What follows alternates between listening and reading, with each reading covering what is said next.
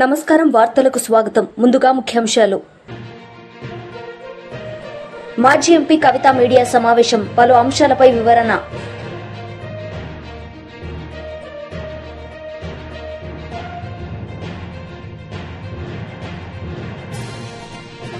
Biodiversity board chairman Neelayapalem Vijay Kumar media సమావేశం పలు అంశాలపై వివరణ బోధన్ పట్టణంలోని గ్రంథాలయంలో సోమవారం రోజున నూతన కంప్యూటర్లను బోధన్ ఎమ్మెల్యే పొద్దుటూరి సుదర్శన్ రెడ్డి గారు ప్రారంభించారు. ఈ సందర్భంగా సుదర్శన్ రెడ్డి గారు మాట్లాడుతూ విద్యార్థులు ఉజ్వల భవిష్యత్తు కొరకు కాంగ్రెస్ ప్రభుత్వం సీఎం రేవంత్ రెడ్డి గారు కృషి చేస్తున్నట్లు తెలిపారు. మొన్న వచ్చిన 10వ తరగతి పరీక్షల్లో బోధన్ నియోజకవర్గంలోని విద్యార్థులు అద్భుతమైన ఘనత సాధించారని ఆనందం వ్యక్తం చేశారు. నూతనంగా ప్రారంభించిన కంప్యూటర్లను వినియోగించుకుని విద్యార్థులు గ్రూప్ 1, గ్రూప్ 2 కాంపిటేటివ్ ఎగ్జామ్స్ కి చదివి మంచి జాబ్ సాధించాలని తెలిపారు. ఈ కార్యక్రమంలో బోధన్ శాసనసభ్యులు పొద్దుటూరి సుదర్శన్ రెడ్డి గారు మరియు కాంగ్రెస్ నాయకులు మరియు గ్రంథాలయ కమిటీ మెంబర్స్ తదితరులు పాల్గొన్నారు.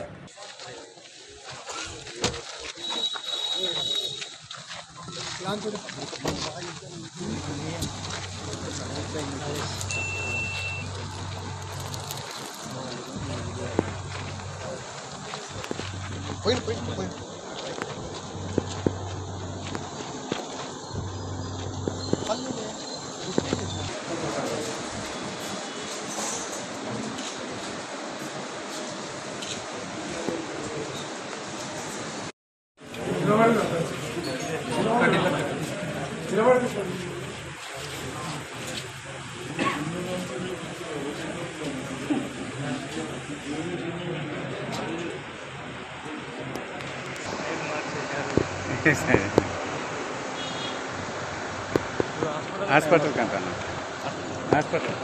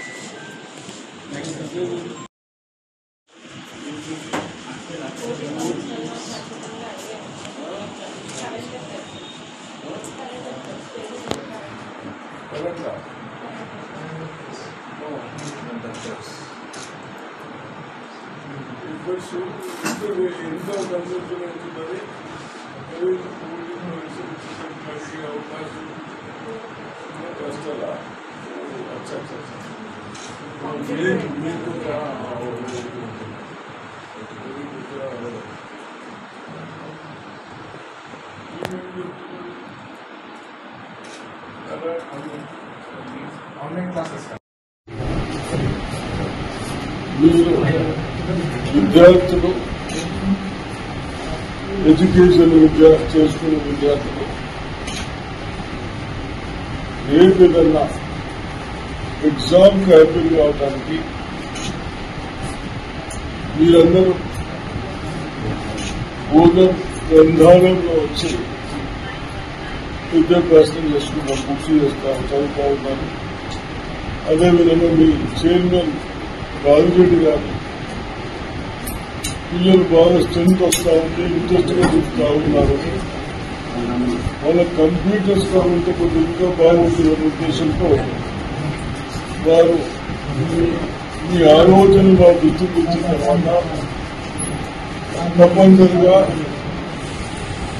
మీ అందరూ మంచి విద్యావంతులు అన్నింటిలో బాగుండాలి, బాగా చేయాలన్న ఉద్దేశంతో మరి ప్రస్తుతానికి 5 కంప్యూటర్స్ ఇప్పించడం జరిగింది. తప్పనిసరిగా మీరు ఏదైతే group 1, group 2 any exams prepare అయ్యి జాబ్స్ సాధించాలని మా ఉద్దేశం. మాది కానీ రేవంత్ రెడ్డి గారిది కానీ. ఈ ముఖ్యమంత్రి ఎవరు? రేవంత్ రెడ్డినా? ఆయన స్కిల్డ్ ఏమంటున్నాడు, యూత్ ని మంచి ఇంప్రూవ్మెంట్ చేయాలి, మంచి ఎడ్యుకేషన్ ఇవ్వాలని చెప్తా ఉన్నాం. గవర్నమెంట్ స్కూల్లో కూడా టీచర్స్ ని అభినందిస్తున్నాము. మొన్న నుంచి ఇప్పుడు మొన్న కూడా మనకు చదువులో 95% పాస్ అయ్యారు. పాసే కాకుండా మార్కులు కూడా అబోవ్ 500 అబోవ్ వచ్చినాయి అవుట్ ఆఫ్ 600 కు. వాళ్ళను కూడా ఎవరికి మీకు విద్యాభ్యాసం చేసిన టీచర్లకు కూడా అభినందిస్తా ఉన్నాం. కాబట్టి మీరందరూ బాగా చదవాలి, నిర్లక్ష్యం చేయకుండా చదవాలని నేను ఆశిస్తా ఉన్నాను. సరేనా? రాష్ట్ర విద్యా సంచాలకులు మరియు జిల్లా విద్యాశాఖ అధికారి గారి ఆదేశాల మేరకు బోధన్ మండలంలో ప్రభుత్వ ఉన్నత పాఠశాల జేఏసీ నందు సమ్మర్ క్యాంప్ ఏర్పాటు చేయడం జరిగిందని, దీనిలో 6 నుంచి 10వ తరగతి చదువుతున్న విద్యార్థులకు ఉదయం 8 గంటల నుండి మధ్యాహ్నం 12 గంటల వరకు కరాటే, ఇంగ్లీష్ రైటింగ్, సంగీతం, డ్రాయింగ్, యోగా, డాన్స్ అంశాలతో ఉపాధ్యాయుల చేత శిక్షణ ఇవ్వడం జరుగుతుందని బోధన్ మండల విద్యాధికారి నాగయ్య గారు తెలియజేశారు. ఈ కార్యక్రమంలో CRP Vijay, dance master Srikanth, karate master Ashok Kumar, బడి సంగీత ఉపాధ్యాయులు సరళ, ఇంగ్లీష్ ఉపాధ్యాయులు పాల్గొనడం జరిగింది.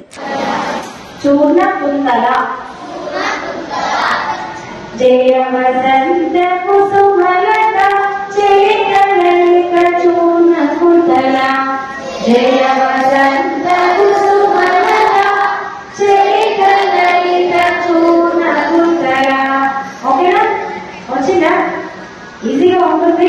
మీరు డాన్స్ చదువుకుంటే మీకు వచ్చేస్తారు ఇంటి దగ్గర.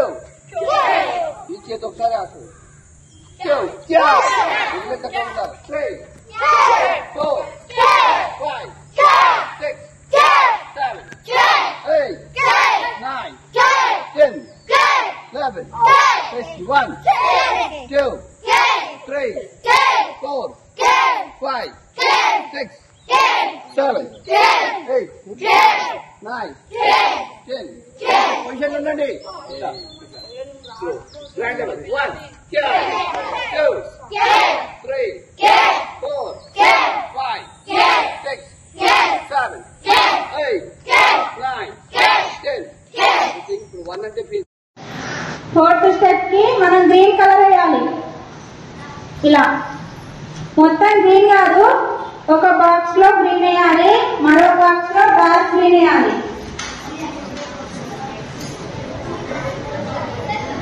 మాట్లాడదమ్మా, డ్రా చేస్తున్నారా మీరు కూడా?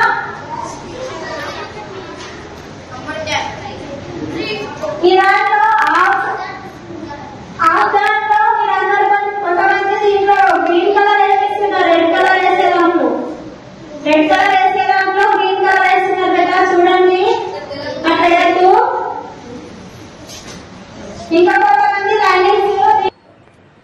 బోధన్ పట్టణ ఎంఐఎం శ్రేణుల్లో నూతన ఉత్సాహం నెలకొంది. తాజాగా ఎన్నికైన పట్టణ అధ్యక్షుడు మీర్ ఇలియాస్ అలీ బోధన్ రాజకీయ దిశను మార్చే ప్రకటనతో ముందుకు వచ్చారు. రాబోయే మే 13న రాకసిపేట్ మహార్బా ఫంక్షన్ హాల్లో నిర్వహించబోయే నూతన కార్యవర్గ ప్రమాణ స్వీకార మహోత్సవం ఘనంగా జరగనున్నట్టు వెల్లడించారు.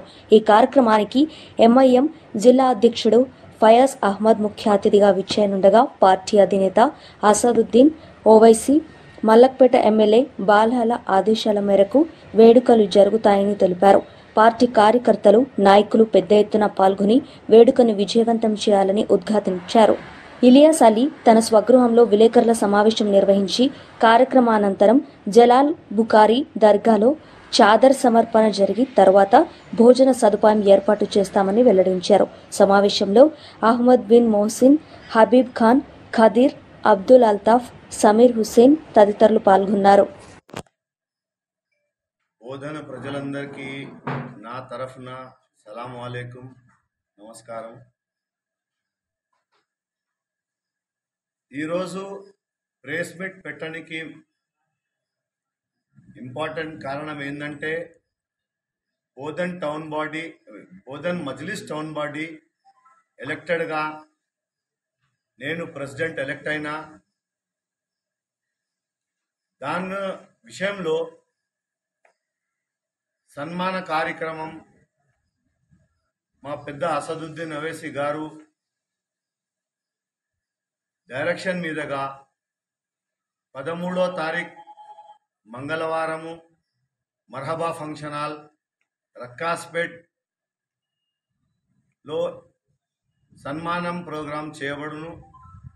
దాంట్లో ముఖ్య అతిథిగా మన నిజామాబాద్ డిస్ట్రిక్ట్ ప్రెసిడెంట్ ఫయాజ్ అహ్మద్ గారు రాబోతున్నారు. నేను బోధన ప్రజలందరికీ హృదయపూర్వకంగా మనవి ఏమనగా, మీరు అందరం కలిసి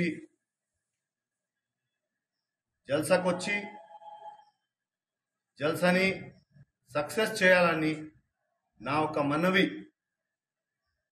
13వ తారీఖు మంగళవారం బాద్ నమాజే మగరిబ్ 7:30 జల్సా ఉంది. జల్సా తర్వాత మళ్ళీ దర్గా హజరత్ షేర్ షా జలాల్ బుఖారీ దగ్గర వచ్చి జియారత్ చేసి తర్వాత మా ఇంటి వద్ద రంజల్ బేస్ షఫీ చమన్లో అన్నం కార్యక్రమం ఉంది. దయచేసి ప్రతి ఒక్కళ్ళు వచ్చి ఈ ప్రోగ్రామ్ని సక్సెస్ చేయాలని.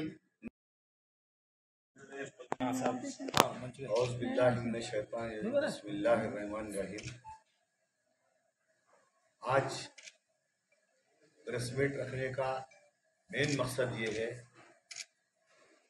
कि जो बोधन की नई बॉडी तश्कील दी गई है, जिसमें मुझे सदर चुना गया है, उस जीवन में सरपरस्त आला यानी कि MP साहब बैरिस्टर असदुद्दीन अवैसी साहब की हिदायत पर और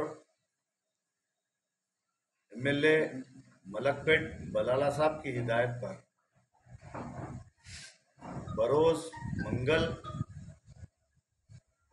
तारीख 13 मई बाद नमाज मगरिब रक्कासपेट मरहबा फंक्शन हॉल पर एक तहनीती जलसा रखा गया है। उसमें इंशाअल्लाह ताला हमारे डिस्ट्रिक्ट के सदर जनाब फयाज अहमद साहब और उनकी टीम चीफ गेस्ट की हैसियत से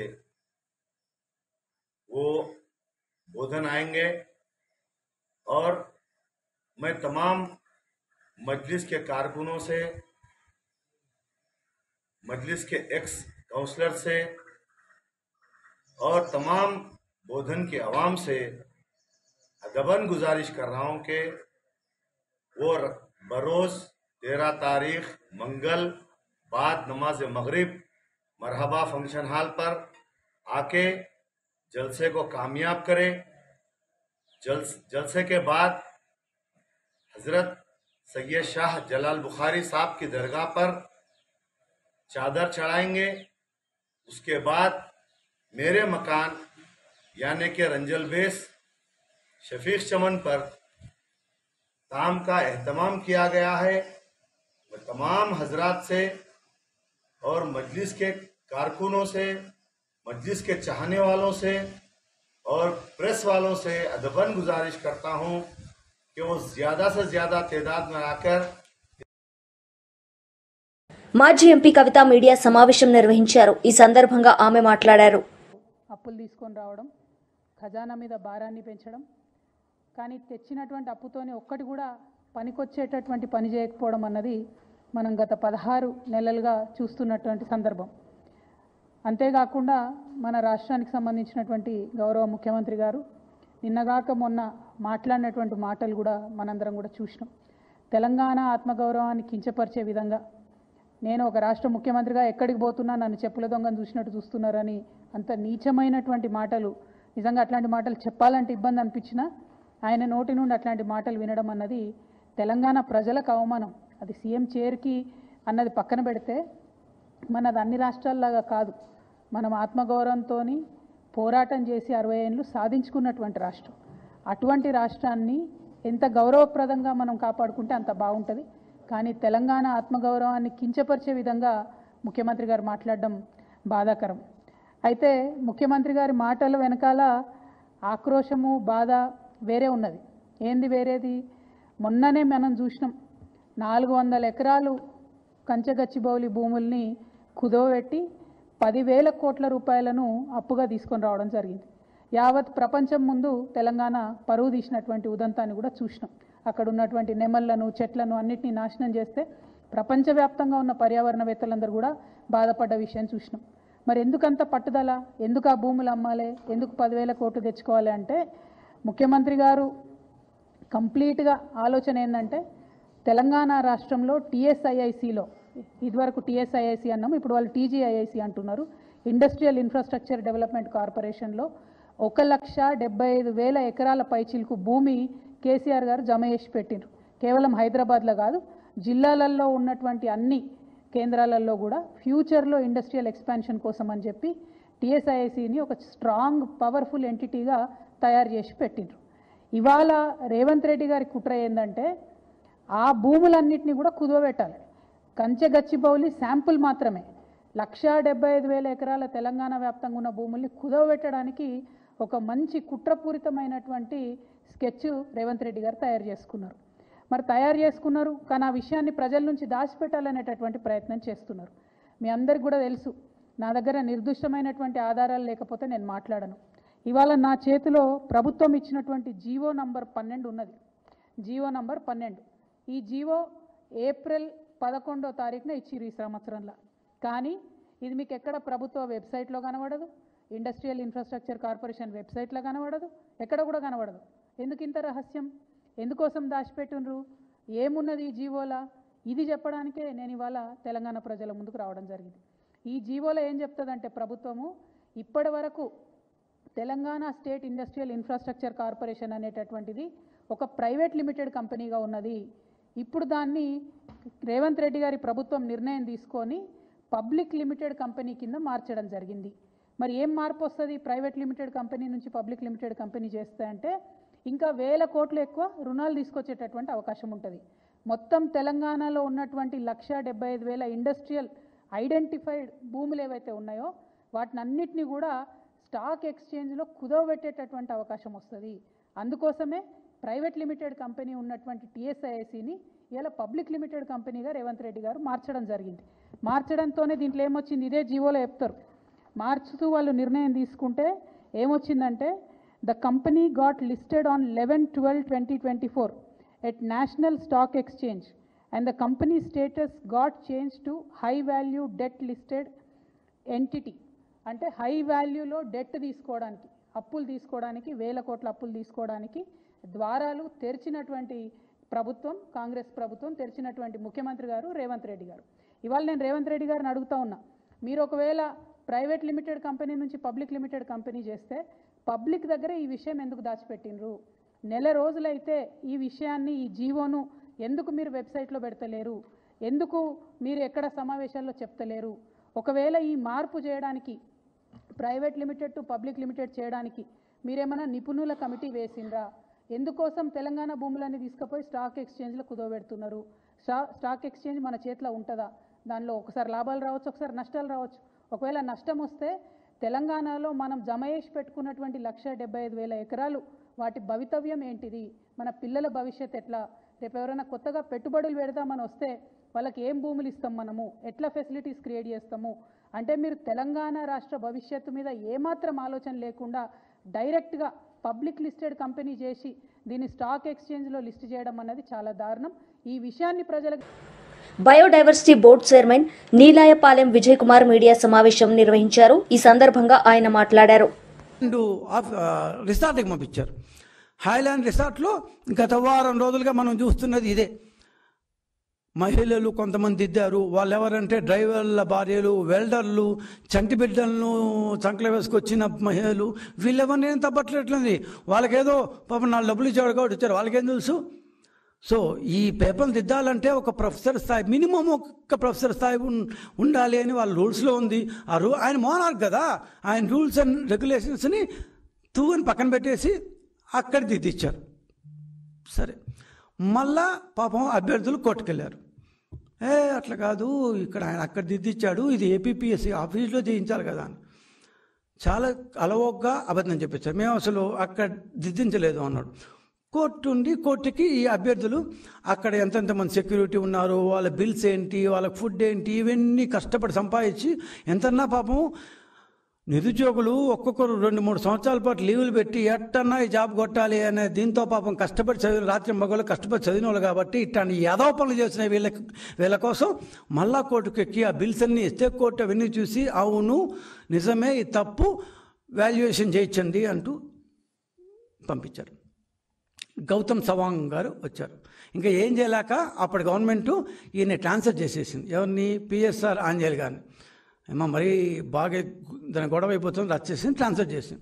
అరుణ్ కుమార్ అనే వ్యక్తిని అప్పటి కన్ఫర్డ్ ఐఏఎస్ ఉన్నారు, ఈ మధ్య రిటైర్ అయ్యారు, ఆయన సెక్రటరీగా గౌతమ్ సవాంగ్, అప్పుడు డీజీపీగా ఉన్న గౌతమ్ సవాంగ్, ఆయనతో ఏం గొడవలు వచ్చాయో పాపం ముద్దుగా, చాలా ముద్దుగా సవంగం అన్న అని పిలుచుకునే జగన్మోహన్ రెడ్డి గారు ఆయన్ని ఏపీపీఎస్సీ చైర్మన్గా చేశారు. సరే, మేము అనుకున్నాం డీజీపీ కాకముందు బాగుండేవాడు, డీజీపీ అయిన కొంత అటు ఇటు ఉన్నా సర్లే పాపం ఏపీపీఎస్సీలో బాగానే ఉంటాలే అనుకున్నాం. ఇక్కడి నుంచి స్టార్ట్ అయిందండి అసలు డ్రామా. హైలాండ్ సర్కస్సు పిఎస్ఆర్ ఆంజనేయులు చేస్తే ఆ తర్వాత దాన్ని సవాంగ్ గారు నడిపించారు. ఏం చేశారు? ఆయన ఏపీపీఎస్సీ ఆఫీస్లో డిజిటల్ ఎవాల్యుయేషన్ కూడా మామూలుగా ఫిజికల్ ఎవాల్యుయేషన్ చేయించి రిజల్ట్స్ కూడా ప్రకటించారు. ఓకే, రిజల్ట్స్ ప్రకటించినప్పుడు ఇంతకుముందు ఫస్ట్ టైం ఎవాల్యుయేషన్ చేశామంటూ చెప్పిన రిజల్ట్స్ కంటే పిఎస్ఆర్ ఆంజనేయులు గారి డిజిటల్ ఎవాల్యుయేషన్లో వచ్చిన ఫలితాలకి ఈయన సవాంగ్ గారు చేసిన ఫిజికల్ ఎవాల్యుయేషన్ దీంట్లో మూల్యాంకనంలో వచ్చిన ఫలితాలకి దాదాపు 62% తేడా వచ్చింది. 62%. అంటే 202 మంది లాస్ట్ టైం ఫస్ట్ ఎవాల్యుయేషన్లో దాని మెయిన్స్ క్వాలిఫై అయితే దీంట్లో ఆ 200 మంది కనిపించలేదు, వేరే వాళ్ళు వచ్చారు. ఇంతే, ఒకరో ఇద్దరు ముగ్గురు రావచ్చు, ఒక 5 మార్కులు అటు ఇటు రావచ్చు, మొత్తానికి మనుషులే అంటే అభ్యర్థులే, వాళ్ళకి జాతకాలే పూర్తిగా 202 మంది అంటే 62% ఎట్లా మారిపోతాయి? పాపం అభ్యర్థులు మళ్ళా కోర్టుకెళ్ళారు. వీళ్ళ బతుకంతా పాపం కోర్టుకెళ్ళే సరిపోయింది, మళ్ళా కోర్టుకెళ్ళారు. సరే, మళ్ళా కోర్టుకెళ్ళినప్పుడు ఈ యొక్క దీంట్లో చైర్మన్ గారు కోర్టుకెళ్ళారు. కోర్టు ఏమని చెప్పిందంటే, మిస్టర్ సవాంగ్, మేము ఏపీపీఎస్సీ వాళ్ళకి చెప్పింది ఏంటి? ఒక్కసారి ఎవాల్యుయేషన్ చేయించమన్నాం, ఫిజికల్ ఎవాల్యుయేషన్. మీరు 2 సార్లు ఎందుకు చేయించారు? ఫస్ట్ టైం డిజిటల్ ఎవాల్యుయేషన్ చేశారు, second time highlight. BJP leader media సమావేశం నిర్వహించారు. ఈ సందర్భంగా ఆయన మాట్లాడారు. కాంగ్రెస్ పార్టీ నాయకులు పిచ్చిగా అసభ్యకరంగా వ్యక్తిగత దూషణతో మాట్లాడడాన్ని భారతీయ జనతా పార్టీ తీవ్రంగా ఖండిస్తూ ఉంది. మొన్న జరిగినటువంటి సమావేశంలో, ఇది ప్రెస్ మీట్ కాదు, జనరల్గా అక్కడ ఉన్నటువంటి బాచ్పల్లి, మేడ్చల్ జిల్లా నిజాంపేట మున్సిపల్ కార్పొరేషన్ పరిధిలో ఉన్నటువంటి బాచ్పల్లిలో మేడికుంట చెరువు, మేడికుంట ఏదైతే ఉందో ఆ మేడికుంటకు సంబంధించినటువంటి ఎఫ్టీఎల్లో 2 అపార్ట్మెంట్లు, ఒక కమ్యూనిటీ హాల్ వస్తుందని ఎంఆర్ఓ నోటీస్ ఇవ్వటం జరిగింది. ఆ యొక్క నోటీసు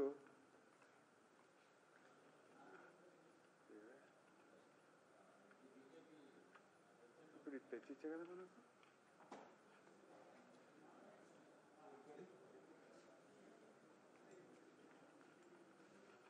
అయ్యో నోటీస్ ఇచ్చే కదా, ఏమైంది?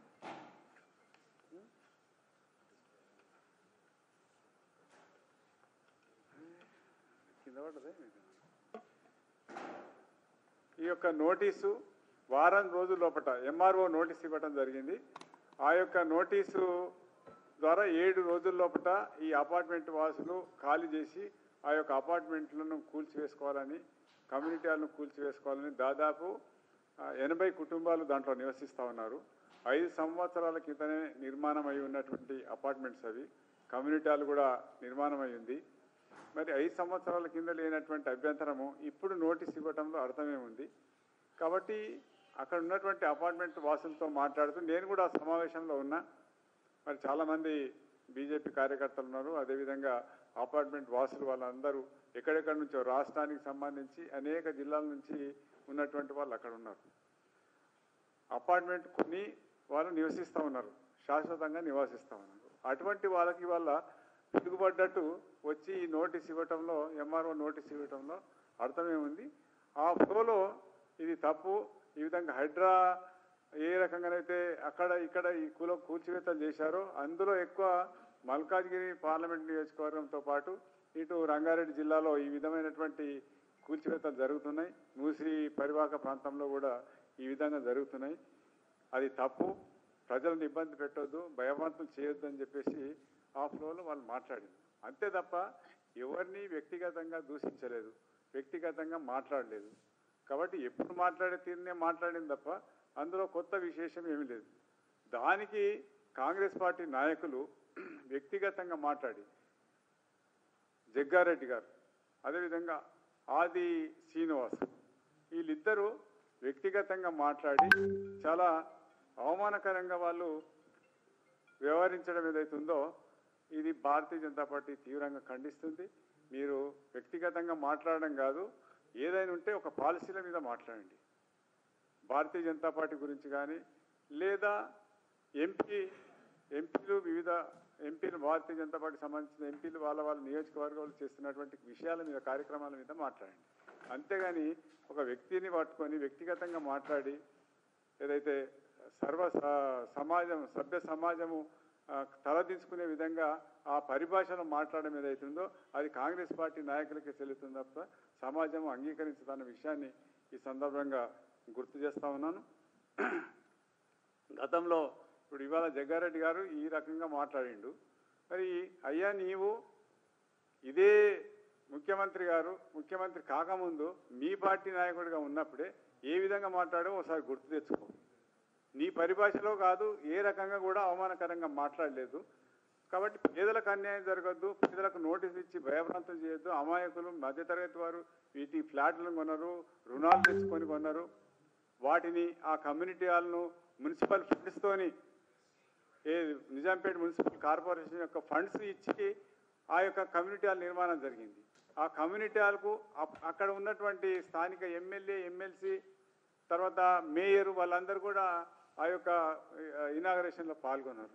ఇది అధికారికమా లేకపోతే ఇల్లీగలా?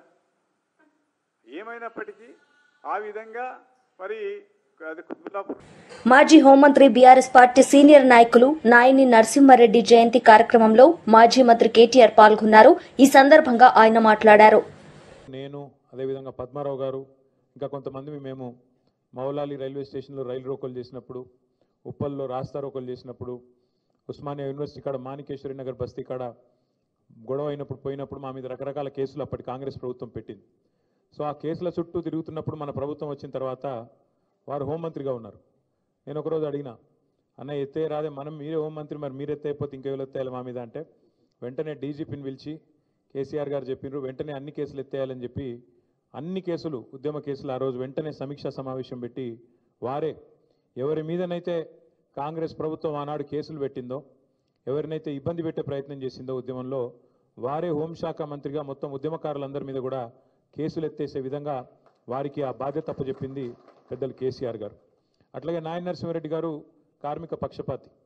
నేను ఇండస్ట్రీస్ మినిస్టర్గా ఉంటే వారు కార్మిక మంత్రిగా ఉండే, కొంతకాలం కార్మికులు హోంమంత్రిగా ఉన్నా కూడా కార్మికుల ఇష్యూలు తీసుకొని వచ్చేది వారు. నీకెందుకే ఇవన్నీ అంటే, అరే నేను ఎదిగిందే వాళ్ళతోని, కార్మికులే నన్ను లీడర్ చేసిండ్రు, నేను విఎస్టీ నుంచి మొదలు పెడితే ఎన్నో దానిలా నేను కార్మిక సంఘంలోకి వెళ్ళి వచ్చినోడిని, సోషలిస్ట్ నాయకుడిని, నాకెందుకంటే వేంది నువ్వు అని చెప్పి లొల్లి పెట్టి ఎట్టి పరిస్థితుల్లో కార్మికులను పరిశ్రమలు, యాజమాన్యాలు ఎక్స్ప్లాయిట్ చేయొద్దు, వాళ్ళ పొట్టగొట్టద్దు, శ్రమ దోపిడీ జరగద్దు అని గట్టిగా జీవితాంతం కొట్లాడిన నాయకుడు కార్మిక పక్షపాతి పెద్దలు నరసింహారెడ్డి గారు. వారి గురించి, వారి యొక్క కమిట్మెంట్ గురించి చెప్పాలంటే, వారు సంపాదించింది పేరు, డబ్బు సంపాదించకపోవచ్చు కానీ పేరు మాత్రం అపారంగా సంపాదించారు. ఎంత పేరు ఎట్లా వస్తుందంటే మనిషికి జీవితంలో, నాకు బాగా గుర్తుంది, నేను పెద్దలు కేసీఆర్ గారితో పాటు ఢిల్లీలో ఉన్నా. 2005 సంవత్సరమో 6 సంవత్సరం కరెక్ట్గా గుర్తులేదు. ఆ రోజు ఇక్కడ కాంగ్రెస్ పార్టీ ఇంకా తెలంగాణలో మనకు తెలంగాణ రాష్ట్రం ఇచ్చే పరిస్థితి లేదు. ఉమ్మడి ఆంధ్రప్రదేశ్లో మన వాళ్ళు ఏదైతే ప్రభుత్వంలో 6 మంత్రులు ఉన్నారో అందులో నరసింహారెడ్డి గారిని ప్రత్యేకంగా అప్పటి ముఖ్యమంత్రి రాజశేఖర రెడ్డి గారు కడప జిల్లాకి ఇన్ఛార్జ్ మంత్రి చేసుకున్నాడు. ఆయన మా జిల్లా, నా సొంత జిల్లా, ముఖ్యమంత్రి జిల్లాకి మీరే ఇన్ఛార్జ్ మినిస్టర్ ఉండాలని చెప్పి ఆయన ఇన్ఛార్జ్ మినిస్టర్గా కూడా రాజశేఖర రెడ్డి గారు నియమించుకున్నారు. అంత ప్రాధాన్యత ఇచ్చేది ఆయన కూడా. అయితే నాయన్ నరసింహారెడ్డి గారు ఆనాడు అమెరికా టూర్లో ఉన్నారు. పార్టీ ఒక నిర్ణయం తీసుకొని 6 మంత్రులు రాజీనామా చేయాలి, మనం కేంద్ర ప్రభుత్వానికి నిరసన చెప్పాలి, యూపీఏ ప్రభుత్వానికి, కాంగ్రెస్ చేస్తున్న మోసానికి వ్యతిరేకంగా తెలంగాణ ప్రజలకు మనం మళ్ళొక్కసారి పదవులు త్యాగం చేసి ప్రజల దగ్గరికి పోవాలని నిర్ణయం తీసుకున్నప్పుడు 6 మంత్రివర్గంలో మన వాళ్ళు ఉన్నారు, టీఆర్ఎస్ వాళ్ళు ఉంటే 5 ఇక్కడ హైదరాబాద్లో తెలంగాణలో ఉండే. ఒకే ఒక్క నాయన్ నరసింహారెడ్డి గారు మాత్రం విదేశాల్లో ఉండే ఆ రోజు. కానీ పార్టీ నిర్ణయం తీసుకున్నది నరసన్న మీరు రాజీనామా చేయాలని చెప్పి వారికి ఫోన్లో సమాచారం అందిస్తే, మీరు నేను చెప్పేది నమ్మరు, ఇవాళ రోజుల్లో రాజకీయాల్లో అట్లాంటి పరిస్థితులు చాలా అరుదు. ఒక మంత్రి పదవి ఇచ్చిపెట్టాలంటే అలకట్ ముచ్చట కాదు. అట్లాంటిది నరసింహారెడ్డి గారు అక్కడ మనం ఇక్కడ అర్ధరాత్రి ఫోన్ చేస్తే సొంత దస్తూరితోని, అది కూడా లేకుండా, కంప్యూటర్ లేకుండా, ఇంకోటి లేకుండా, సొంత దస్తూరితో తెలుగులో నేను నా మంత్రి పదవికి రాజీనామా చేస్తున్నా అని స్వదస్తూరితో చేతిరాతతో రాసి ఎక్కడికి పంపించాలి నేనని చెప్పి ఆ హోటల్లో ఫ్యాక్స్ మెషిన్ ఉంటే ఆ ఫ్యాక్స్ మెషిన్ పట్టుకొని రాజ్భవన్కు, ముఖ్యమంత్రికి ఇద్దరికి వెంటనే ఫ్యాక్స్ చేసి మన పార్టీ ఆఫీస్కి ఇంకొక కాపీ ఫ్యాక్స్ చేసి, అన్నా నువ్వు చెప్పినావు, కేసీఆర్ గారికి ఫోన్ చేసి అన్నా నువ్వు చెప్పినావు, ఇగో నేను 5 నిమిషాల్లో రాజీనామా చేసిన అని చెప్పి అమెరికాలో ఉంటే కూడా వెంటనే 5 సెకండ్లు కూడా ఆలోచించకుండా మంత్రి పదవిని అట్లా తీసి పారేసిండు నాయన్ నరసింహారెడ్డి గారు. అంటే అంత గొప్ప వ్యక్తి. సోషలిస్ట్ ఉద్యమంలో, కార్మిక ఉద్యమంలో, తెలంగాణ ఉద్యమంలో ఒక ఉద్యమ నాయకుడిగా, ఒక ఉద్యమ బిడ్డగా ఎదిగిన వ్యక్తి నాయన్ నరసింహారెడ్డి గారు. ఆనాడు 2001 సంవత్సరంలో పార్టీ పెట్టిన తర్వాత హైదరాబాద్లో మేయర్ ఎన్నికలు కొట్లాడాలన్నప్పుడు జీహెచ్ఎంసీ వైఎస్ఆర్సీపీ లీడర్ సాకే శైలజానాథ్ మీడియా సమావేశం నిర్వహించారు. ఈ సందర్భంగా ఆయన మాట్లాడారు. ఒక మాట చెప్పాలనుకుంటా ఉన్నాం ఈ కూటమి ప్రభుత్వానికి. అయ్యా, సంక్షేమ రంగంలో కానీ అభివృద్ధి రంగంలో కానీ మీరు ఒక్క అడుగు కూడా ముందుకు పోలేదు. ఇచ్చిన మాట దగ్గరలో కూడా లేరు.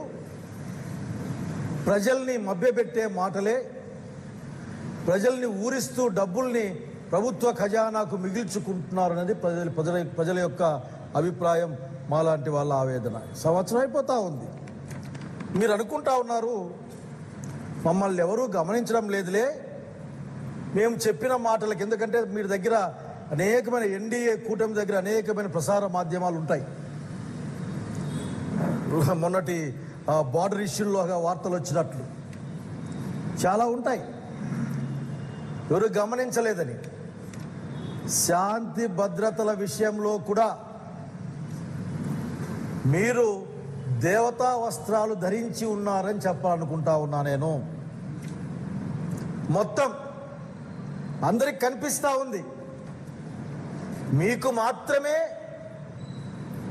దేవతా వస్త్రాలు మా ఒంటి మీద ఉన్నాయి అని మీరు అనుకుంటా ఉన్నారు. అనేక అంశాల గురించి మాట్లాడచ్చు. మీరు ఎక్కడ ఊదర కొడతా ఉంటారు. సూపర్ 6 రేపేస్తా, మన్నాడిస్తా, తల్లికి వందనం ఎల్లుండి పెడతా అని ఇట్లా మాట్లాడుతూ ఉంటారు. మాలాంటి జిల్లాలకు వస్తే ఇంకా మీరు మాట్లాడే మాటలకు సరిగ్గా అడ్డమే ఉండదు. ఎందుకంటే మా దగ్గరున్న మీ వాళ్ళు. వార్తలు ముగించే ముందు ముఖ్యాంశాలు మరోసారి. మాజీ ఎంపీ కవిత మీడియా సమావేశం, పలు అంశాలపై వివరణ.